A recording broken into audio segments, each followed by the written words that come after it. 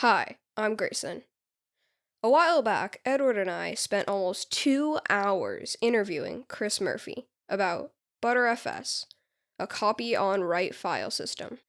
It was just too interesting to stop learning more about it. Today, I'm going to play you part one of that interview because we don't have 2 hours for just one episode.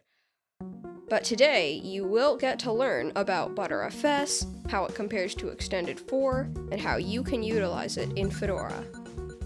You're listening to the Fedora Podcast, a proud member of the Destination Linux Network.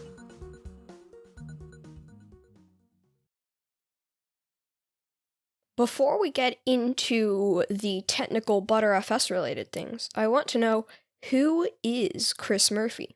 And how are you involved in Fedora?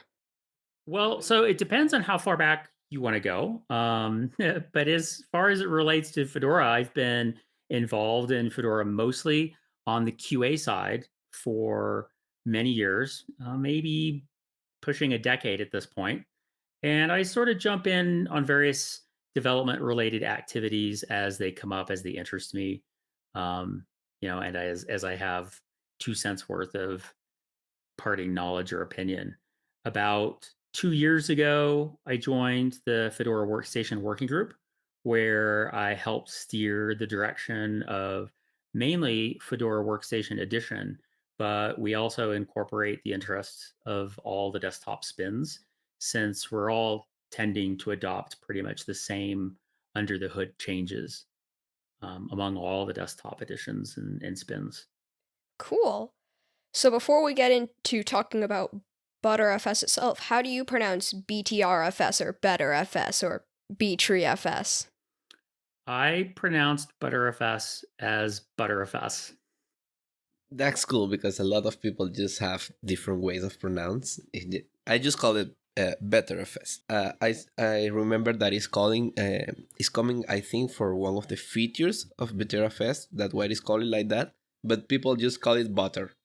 So, It's a really good point, Edward. There is a hint to the what is ButterFS in the name ButterFS, which is actually BtrFS, because it is made with a bunch of B trees. well, but now we have talked about how we call it, but we want to people to know what is BtrFS. Yes, ButterFS is a copy on write file system with full data integrity checking for data that would be user data and metadata, which is the file system itself.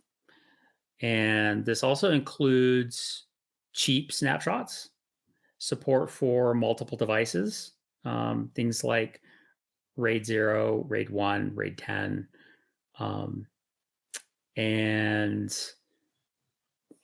and also self-healing. So they're depending on what the configuration of a particular ButterFS file system happens to be. If there's a known good copy and a bad copy, ButterFS will, of course, not use the bad copy, and then it can automatically use the good copy and self-heal. So self-healing is also a function of ButterFS. Where is BtrFS being actively used in the Fedora community right now? So ButterFS has been available as an installation time option in Fedora for quite a long time, going back to at least Fedora 18. You can do a custom installation and choose to use ButterFS going back that far. So what happened in Fedora 33 for Fedora Workstation and all the desktop spins is we switched the default. So if you do a default or automatic installation of Fedora, you get ButterFS out of the box now. So, the point of view of a normal user, what are the benefits? Their laptop, not a server, can benefit from BtrFS. Yeah, it's a good question. And I would say that there's maybe not any one thing that's the most important to any one particular person, but there's like a laundry list of pros and features that end up making it kind of um, a really useful file system to use by default in Fedora. So, but since I have to pick some things instead of listing the entire laundry list, what I'll pick is a common problem that we had with the previous default layout, which is X4 on LVM. Uh, since the system root and home file systems were separate file systems and didn't do space sharing, it was possible for the user to run out of free space on either one or the other. So you could run out of space on root, or you could run out of space on home, while the other file system still had plenty of space. So what we decided to do and take advantage of in BtrFS is the ability of creating a one big file system.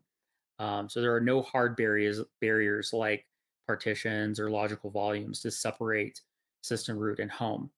But we do have a BtrFS specific feature called subvolumes, where we are able to still have a soft barrier between system root and home. So they share space, but we're able to get some limited benefit of keeping them separate, which we can also talk about. Another benefit that I think is probably beneficial to Fedora specifically is a bit of a catch-22, and that's storage devices can be flaky, resulting in data corruption.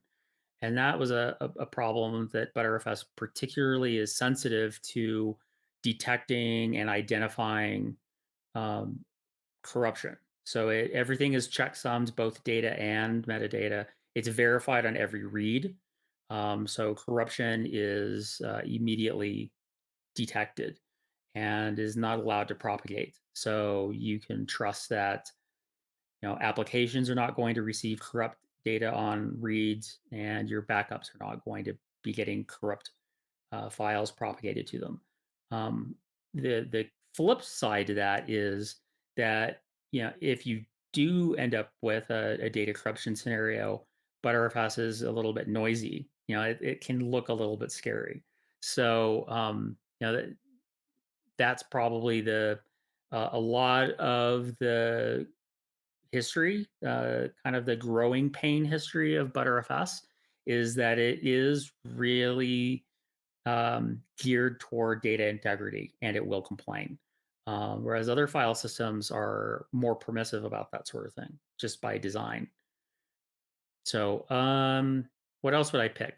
Uh, Probably not too common, but when you need it, you really need it. File system shrink. BtrFS supports shrinking the file system, which X4 also supports. BtrFS does it online, so you can shrink and grow the file system while it's mounted and in use.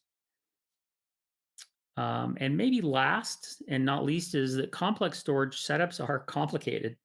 And so what we have with BtrFS is um, a simpler, or at least a more comprehensive and consistent command line interface using the BtrFS command and a list of subcommands. So this, I think, tends to consolidate a lot of the routine tasks that folks may end up in. And yeah, it's just a little bit easier to have less complexity and have it dealt with by BtrFS. Actually, I actually have a better last one, which is that for the most part, BtrFS is transparent. That is, you get a lot of the benefits of BtrFS without having to know esoteric BtrFS things. That's awesome. Simple is good. You mentioned extended 4 or ext4. It's really the most common file system around for Linux distros as far as I've seen. How does BtrFS differ from ext4?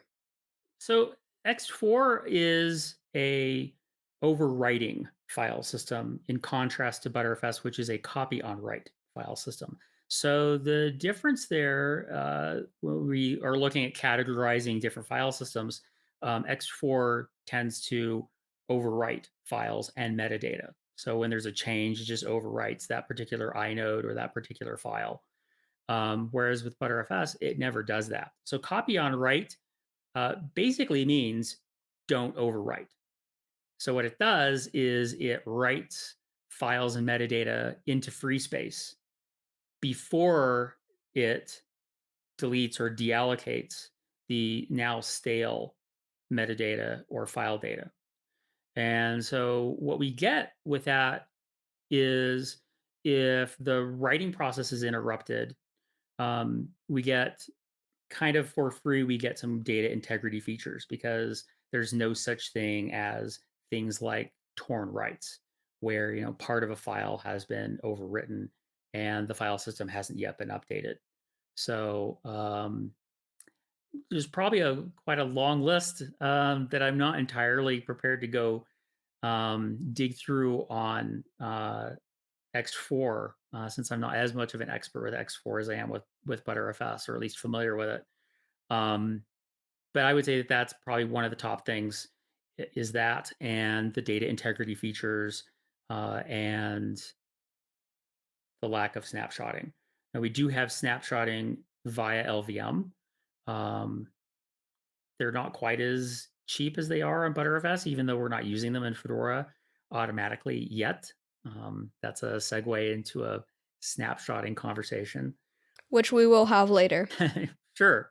But as far as the regular everyday user, I would say you're probably not going to notice too much of a difference between X4, which is still a perfectly reasonable choice to continue using.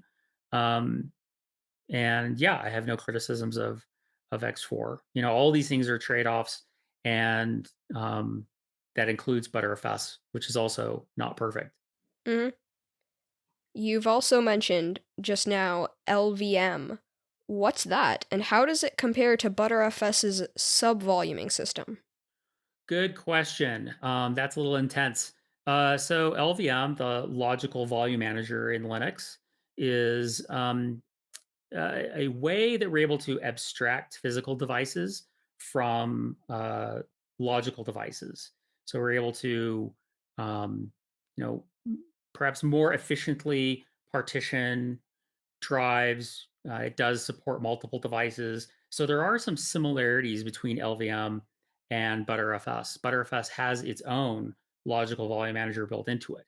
It's not LVM. It's not device mapper based.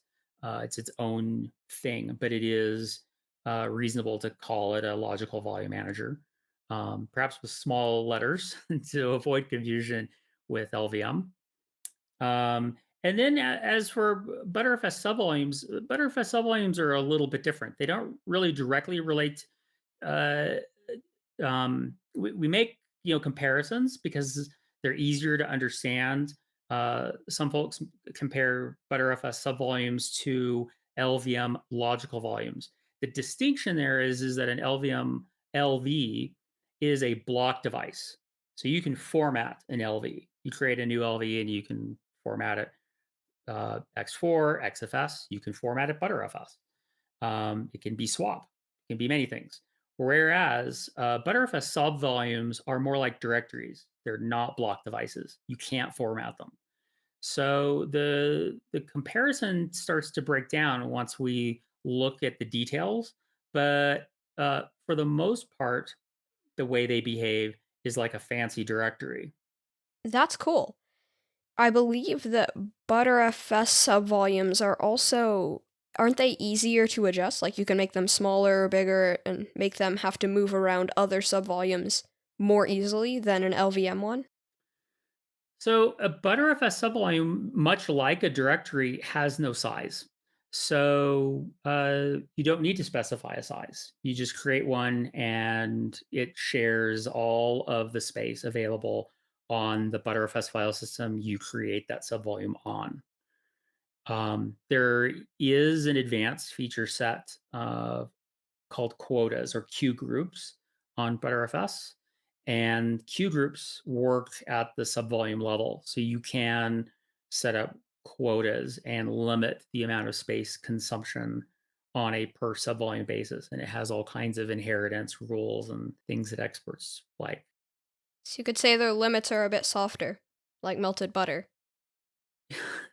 Yes, you could say that. That's good. That's cool.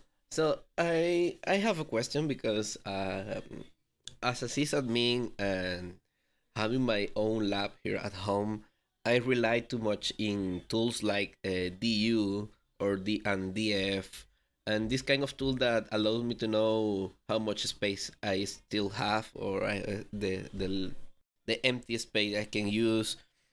So, how these tools are going to work with this new BtrFS, since they are a little bit tied to the block level? Yes, good question. There is a potential for confusion with the results from DU and DF.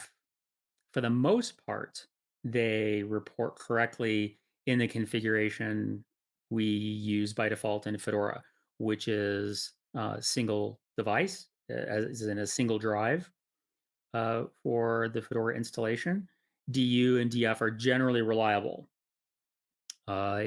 If not, then I would say that it's a bug. And we do know that there are some bugs, or perhaps more correctly, there's a need for enhancements in DU and DF as it relates to BtrFS. And I think that as BtrFS becomes more popular or more used, then there will be more resources available to tighten up those kinds of things.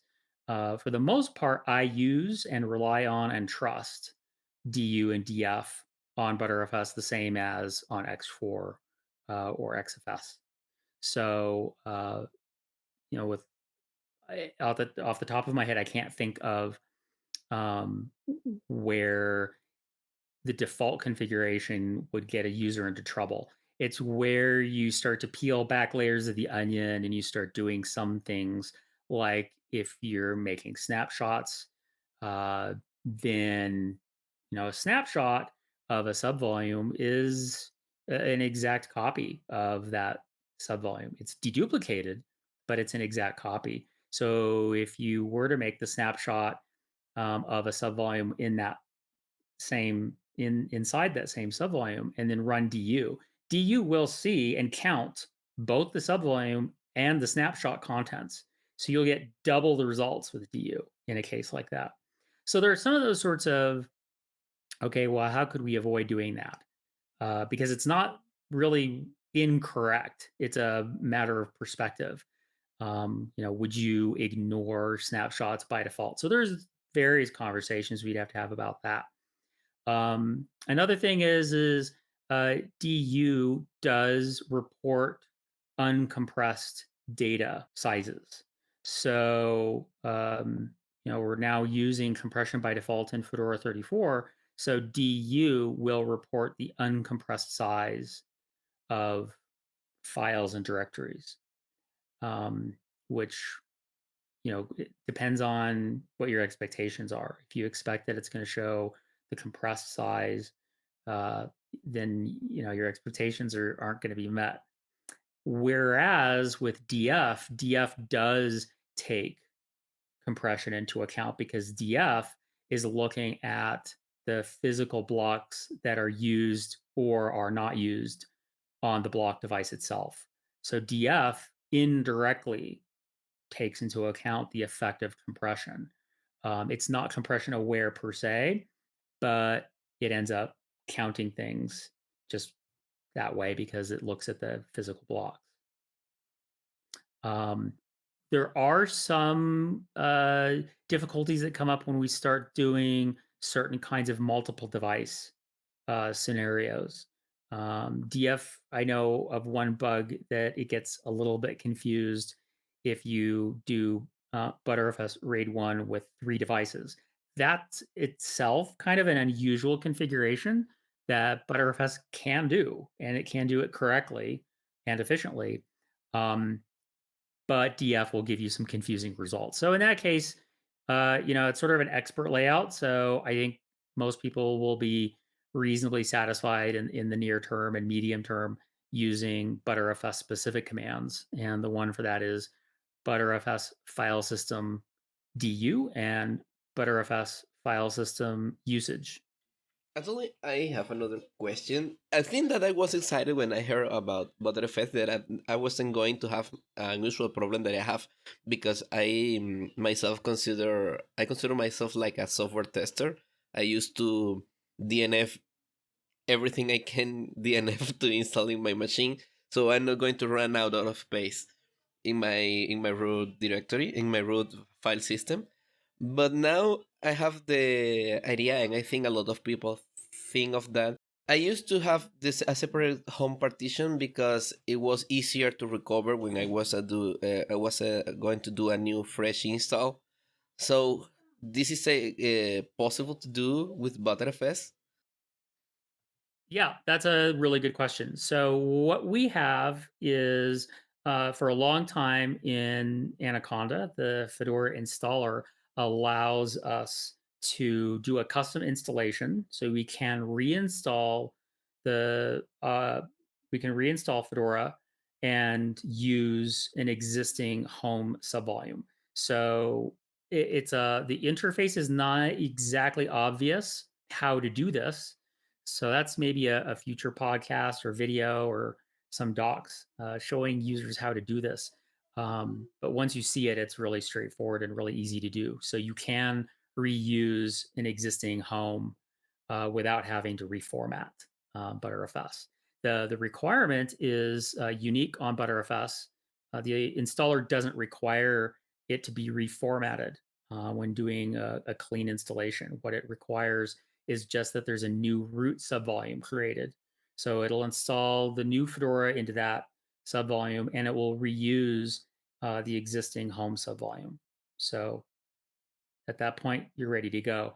It initially looks like like you've done a clean install, like you haven't set up your user home. You get the initial setup and all that.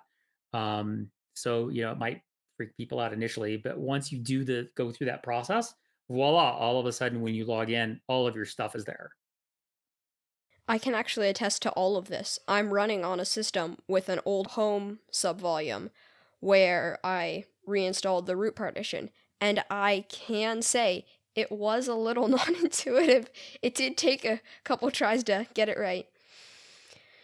But once you wrap your head around it, it actually does make sense. It's just not easy to tell at a glance.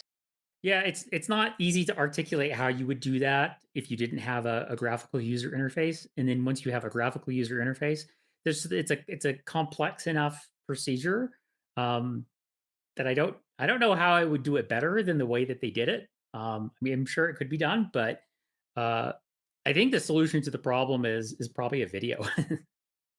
Maybe we should ask the video team about that. That's all the time we have today for BtrFS. Thank you, Chris, for coming to talk with us. In the next episode, we're going to continue the discussion and talk about BtrFS compression, snapshots, and the future of BtrFS in Fedora. Make sure you are subscribed so you won't miss out on any of this amazing interview. Some quick reminders this week as part of the What's Going On Fedora section. The call for papers at Nest is still open. If you don't know what Nest is, make sure you listen to Season 2, Episode 1 of the Fedora Podcast, where we speak with Marie Norden about Nest. The call for papers at Ansible Fest is also open. Ansible Fest is virtual, and you can find it in our show notes. The annual Fedora Contributor Survey is still open throughout the month of June. If you're a contributor and haven't taken this survey, please do. If you don't know what the annual Fedora Contributor Survey is, please go back and listen to our last episode, Season 2, Episode 2, where we speak with Alexandra Fedorova about the Fedora Contributor Survey. Last weekend, the Fedora project sponsored a couple of conferences, KDE's Academy and the OpenSUSE conference. I even recorded an interview for Academy with the KDE SIG, where we talked Fedora KDE. A fellow Fedoran and Mindshare member, Olnerop Cesar, recorded an interview for OpenSUSE. Make sure you go check those out. They're both on YouTube and in the show notes at podcast.fedoraproject.org. That's all the news we have for today. Thank you, Ben Cotton, for your Friday Fedora Facts, where we got the source for this news. Thank you for listening. That was Season 2, Episode 3 of the Fedora Podcast. Please visit us at podcast.fedoraproject.org to find our chat room, send us email, listen to other episodes, and more. Remember, we want your ideas for future Fedora Podcast episodes. If you maintain a cool package, contribute in an interesting way, or have worked on a Fedora thing that you think would be a good topic, please reach out. Again, podcast.fedoraproject.org. There's a contact form, there's our chat room, there's our forum, there's our issue tracker. There's all kinds of ways to contact us. You have no excuse. Thank you. I'm your host, Grayson, and original music this episode was by Tricknology. Special thanks this episode to Ryan Gorley. He created some new artwork for the Fedora Podcast, incorporating our new logo and new color. It really looks great. He's helped integrate it into the website properly so that it looks good, and he's just done an all-around amazing job with the art. Thank you, Ryan. Make sure you subscribe, and we'll see you in a couple of weeks when we continue to talk about BtrFS.